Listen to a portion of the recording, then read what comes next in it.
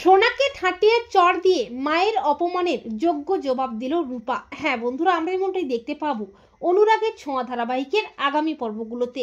রূপাকে ফিরে পেয়ে সবাই আনন্দে মেতে উঠলেও সোনা কিন্তু আবারও অসভ্যতামি শুরু করে, এমনকি দীপাকে আবারও অপমান করতে শুরু করে। তখন সূর্য অলিকে আচ্ছা করে ধোলাই করে, তবে অলি আরো খেপে যায়।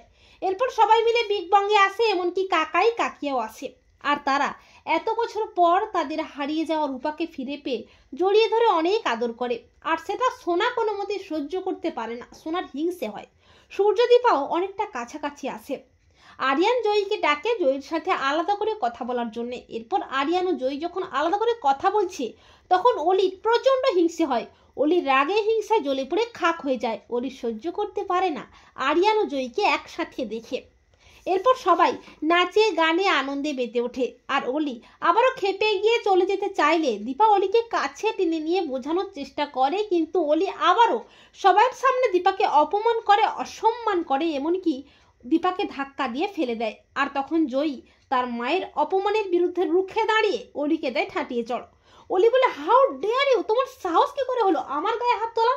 তখন জয়ী বলে, তুমি মাকে কেন ধাক্কা দিয়ে ফেললে, যে মা মরতে মরতে বেঁচে ফিরেছে?